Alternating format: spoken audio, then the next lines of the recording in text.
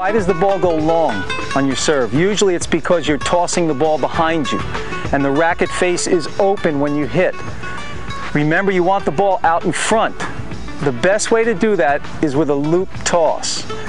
Now, if you watch pitchers in baseball, they start their windup and they turn like this, the hands come back.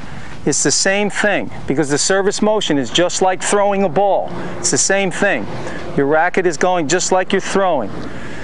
So now, with a loop toss, you're starting here. Notice my weight is forward. My heel on my rear foot is off the ground.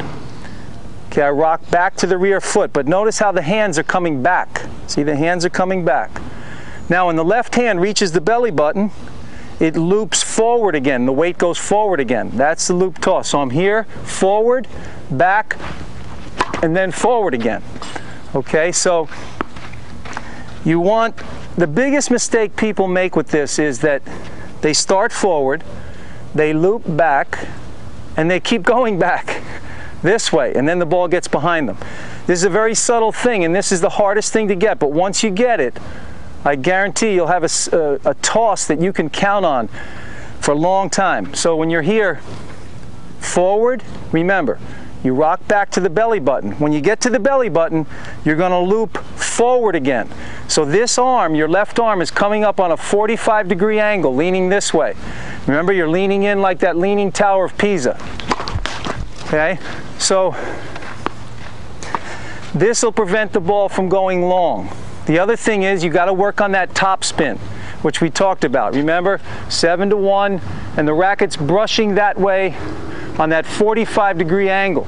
So top spin again can pull the ball in the box, prevents the ball from going long. Now that was a little long. Let me try that again. I got too much ball on that one, so I want to cut it more. So I'm thinking peel the orange. That's the idea. I want to get a little more ball than that though. There we go, a little deep. There it is. Okay, that had a little hop to it. So remember, toss the ball out in front. And you don't need a high toss. Don't toss the ball out of your reach. If you toss it out of your reach, you have to wait for the ball to come down. Just toss it to the peak. This is your hitting zone here. If you toss the ball out of your reach, you have less time, because what happens, the ball stops, then it starts to drop at the rate of gravity. But by the time it gets to your hitting zone, the ball's moving fast.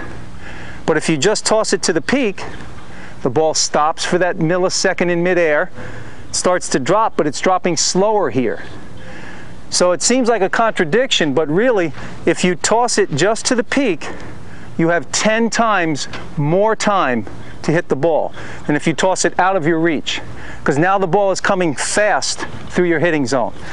So just get it up to the peak of your reach and get that little loop toss. Lean in, that leaning Tower of Pisa, and that'll get it. So remember, forward, remember those, when you're practicing this, just think forward, back, forward. That's the hardest part. That's the most subtle part. Most people start forward and go back, but they forget to go forward again. You've got a loop. Now here's where the loop happens, right here. Right there with that left arm. Okay, and just toss it to the peak. That'll prevent the ball from going long. Another good drill for your toss would be to put a ball in a fence, reach up, find out where your hitting zone is, put a ball there, or if you're inside, put an X up on the wall, and then you stand about 2.5 to 3 feet away from the fence and just practice that loop toss. Remember, lean forward as you come in. So you start forward, back, and then forward again. Remember, if your arm is going the same speed all the time, you'll get a consistent toss. Just release the ball about nose high. I like to hold the ball like an ice cream cone, and I just open the hand so you see very little spin as the ball comes out of the hand. Just toss it to that spot. This will really help your toss. Because remember, you could have the best motion in the world with your hitting arm, but if you can't get the ball in the same spot consistently, it's going to be very difficult to be consistent with your serve. So this is real good practice. 2.5 to 3 feet from the fence, loop, remember, forward, back, forward, and loop it right to that ball every time. That's what you want. It's real good practice. Keep working on it.